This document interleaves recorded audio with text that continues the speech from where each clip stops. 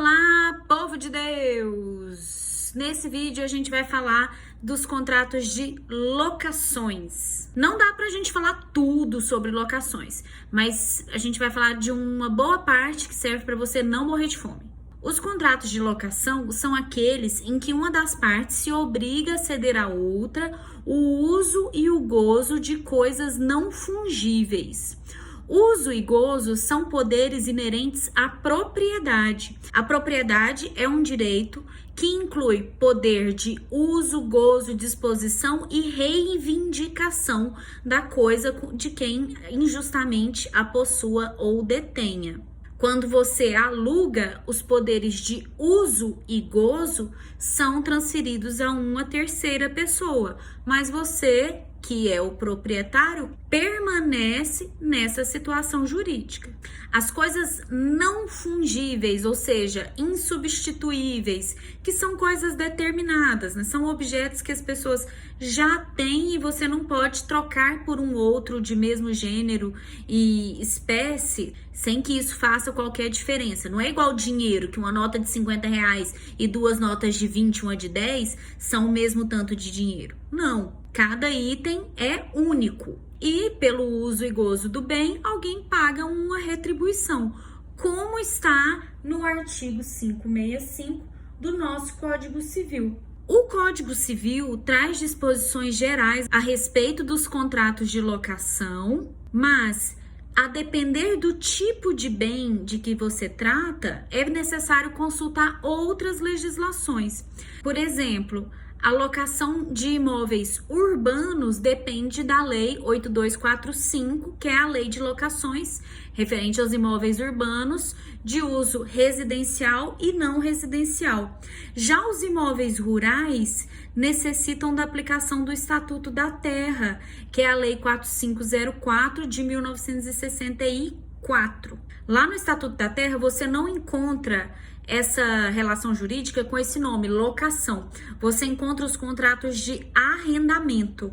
O Estatuto da Terra fala em dois tipos de contrato: o arrendamento e a parceria. O arrendamento é aquele em que a pessoa recebe a possibilidade de uso do imóvel rural e assume os riscos da atividade que ela desenvolve ali sozinha. É diferente do contrato de parceria, em que um proprietário ou possuidor parceiro participa nos riscos da atividade produtiva. Por exemplo, se eu estabeleço um contrato de parceria com você, eu participo com 50% das sementes, você entra com o restante das sementes necessárias para realizar o nosso plantio, o trabalho, manutenção, enfim, gestão do imóvel. E depois nós dividimos os lucros e os prejuízos também. O contrato de arrendamento, não. Eu cedo o uso do imóvel para você.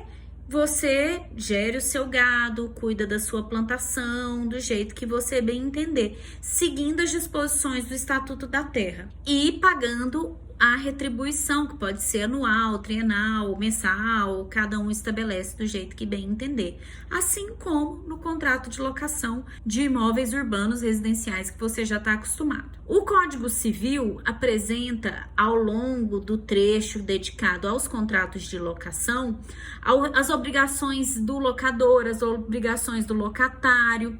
Aí no artigo 566 você vê que o locador é obrigado a entregar a coisa alugada em estado que possa servir ao uso que dela se espera e a garantir o uso pacífico da coisa durante o tempo do contrato.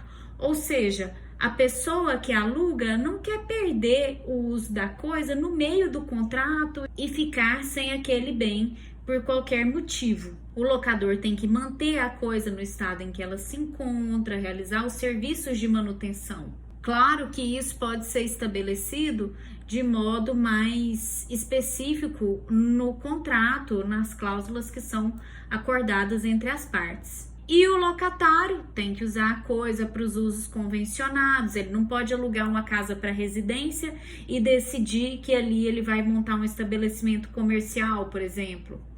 Tem que pagar o aluguel, tem que avisar de turbações, de perturbações, de terceiros que queiram, por exemplo, ocupar aquele imóvel indevidamente, ou que façam barulho excessivo, que construam em local inadequado, ele tem que avisar isso.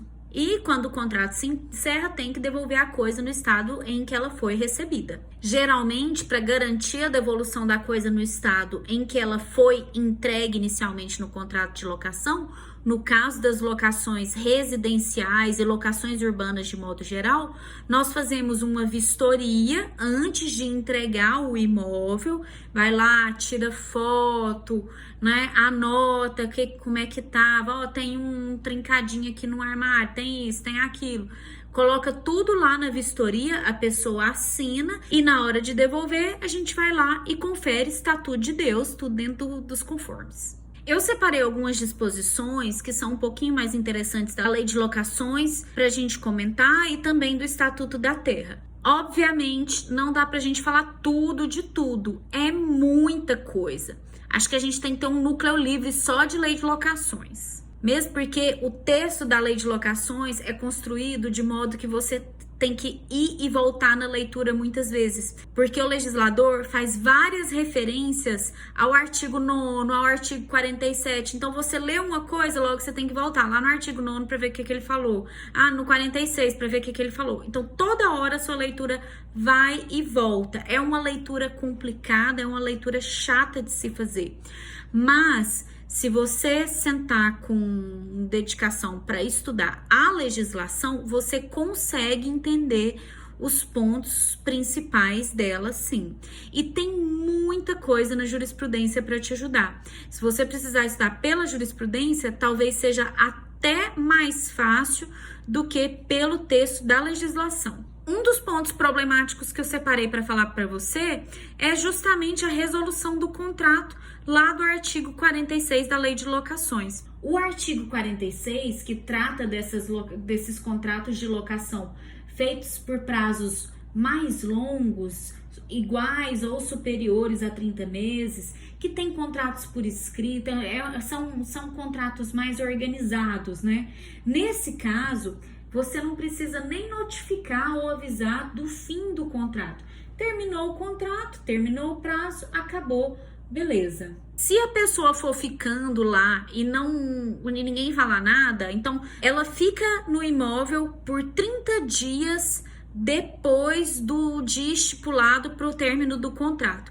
Aí esse contrato passa a ser entendido como contrato por prazo indeterminado. Por isso, para encerrar o contrato, você vai precisar de notificar a pessoa para desocupar no prazo de 30 dias, o que pode ser feito a qualquer momento depois dessa prorrogação por prazo indeterminado, tranquilamente. Mas, se se tratar de contrato verbal ou contrato com prazo inferior a 30 meses, encerrado o contrato, ninguém falou nada, você não precisa nem esperar os 30 dias.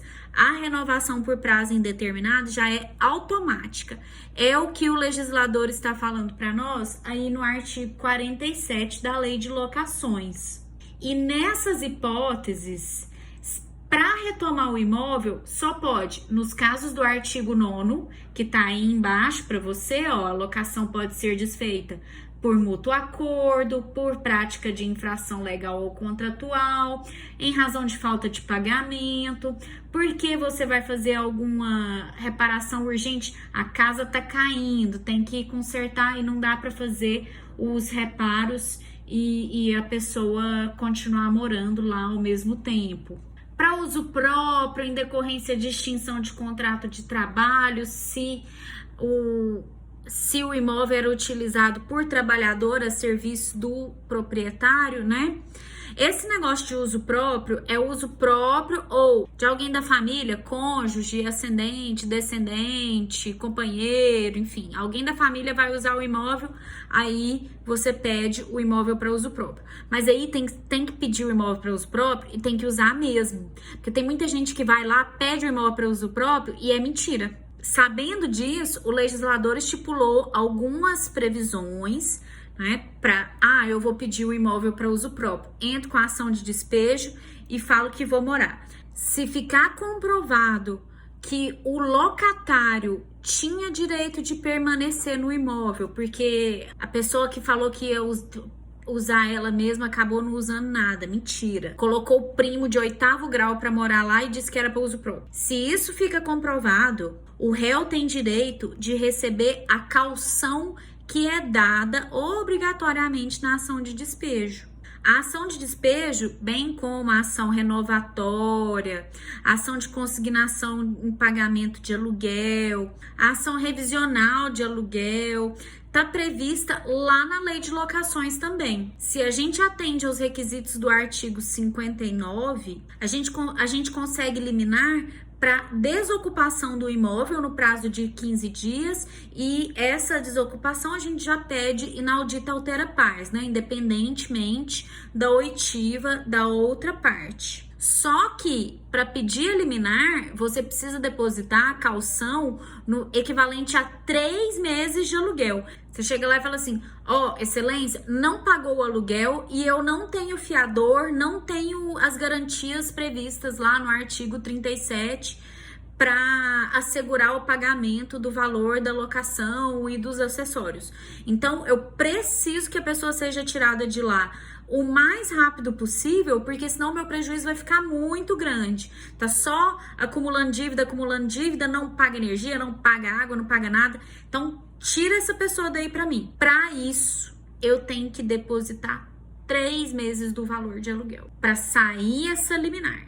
E o locatário, dentro desses 15 dias, consegue ilidir, ou seja, ele consegue escapar da liminar se ele for lá e pagar tudo por meio de depósito judicial. Vai lá, abre uma continha vinculada ao processo e coloca o dinheirinho tudinho lá no depósito e fala assim: ô, meu filho tá achando que eu não paguei? Ó, aqui, tá aqui o dinheiro, tá tudo paguinho, ó. Toma o dinheiro pra você. Aí o processo se arrasta. E o juízo considera o pedido de despejo procedente, determina a expedição de mandado de despejo para a pessoa desocupar o imóvel voluntariamente no prazo de 30 dias, conforme esse artigo 63. Mas há outros prazos no mesmo artigo 63, a depender das hipóteses em que se encontra a locação.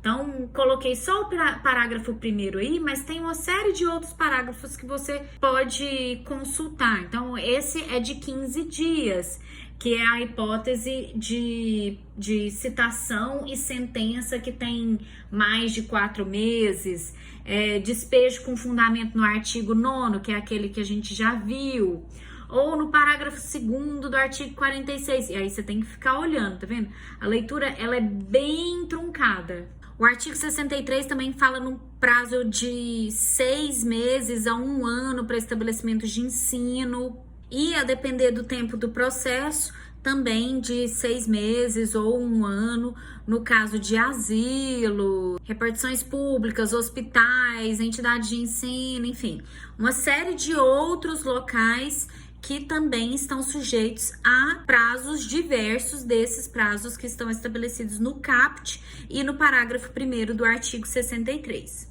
Ainda assim, a execução provisória, né, às vezes tem recurso, então a execução provisória do despejo depende do depósito de caução também. E essa caução pode variar entre 6 e 12 meses de pagamento de locação.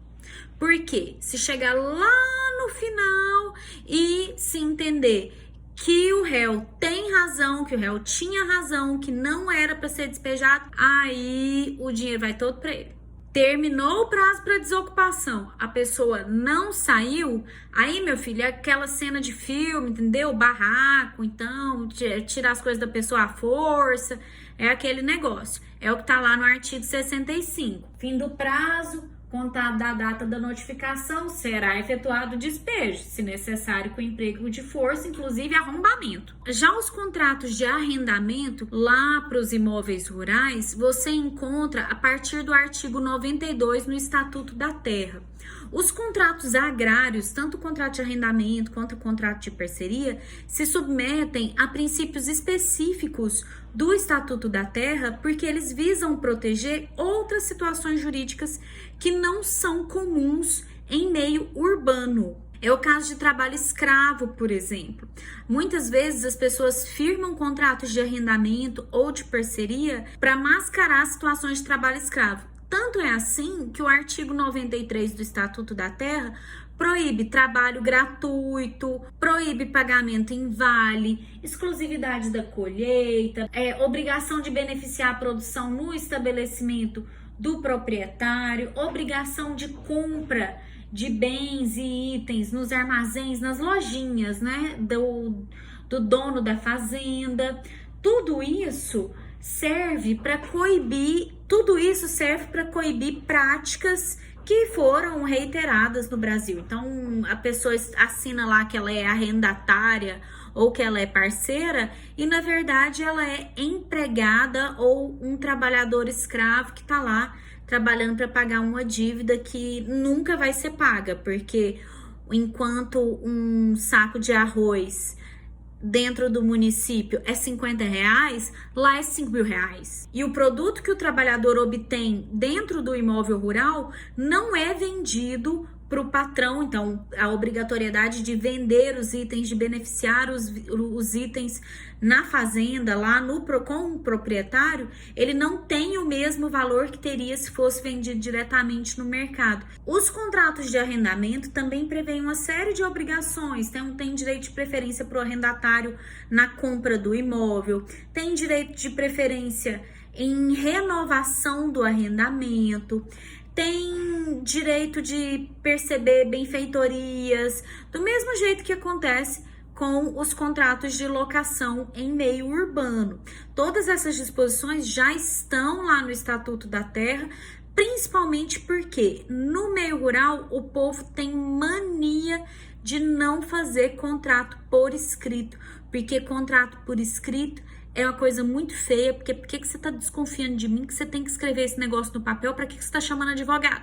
Quando chega o advogado, o povo ficou ofendido, gente. E para atender a peculiaridade das atividades que são realizadas no campo, a gente também tem outros princípios dos contratos de arrendamento lá no artigo 95, que considera o uso da terra também. Então, esses contratos têm que respeitar as datas de colheita. Se não tiver data nenhuma, inclusive, o legislador pensou no prazo mínimo de 3 anos. Cada cultura tem um ciclo diferente. Se você mexe com gado, um ciclo de 1 ano é um ciclo bastante razoável, porque o gado, né, ele vai reproduzindo ali, cresce, você leva para outro lugar. É um manejo muito mais fácil. Mas não tem como você fazer isso com um pé de café, que vai levar 5 anos para dar cafezinhos. Para que você vai fazer uma lavoura de laranja e um contrato de arrendamento de 2 anos? Você não vai pegar uma laranja, meu filho. Se você plantar o trem da semente, você vai perder dinheiro. Por isso, os contratos de arrendamento são atrelados ao tempo da cultura. E por isso é tão importante que se mencione qual é o objetivo daquele imóvel rural, qual é a atividade que vai ser realizada ali em um contrato de arrendamento. A depender dessa atividade, o prazo vai ser prorrogado para atender as necessidades do arrendatário e cumprir a função social do imóvel, cumprir a função social da terra e as disposições que estão lá na nossa Constituição. Os contratos de arrendamento também se submetem às disposições da Lei 5709 de 1971, que é a lei que orienta a aquisição de imóveis rurais por pessoas estrangeiras. Desde 1993, a gente considera que os contratos de arrendamento também estão sujeitos à Lei 5709 de 71. Prof, mas estrangeiro não pode comprar terra no Brasil? Eu sei de um monte de chinês que comprou terra aqui. Não é que o estrangeiro não possa comprar imóvel rural no Brasil. Ele pode. Só que, dependendo do tamanho da terra, dependendo do lugar onde ela está, imóvel em faixa de fronteira é área de segurança nacional. Então, a gente tem que seguir outros requisitos, tem que pedir autorização para o Ministério. Dependendo da extensão do seu imóvel, da área do imóvel, se é um imóvel muito grande, a pessoa que compra tem que apresentar o projeto de exploração para o Ministério da Agricultura, para o INCRA, falar, o que você vai fazer aqui? Que você está comprando esse tanto de terra aqui? Então, não é que ela não pode comprar, é que, dependendo da situação, você tem que dar algumas explicações antes de comprar as coisas aqui no nosso país. Como a Lei 5709 só falava de compra, de aquisição, o que o povo estava fazendo?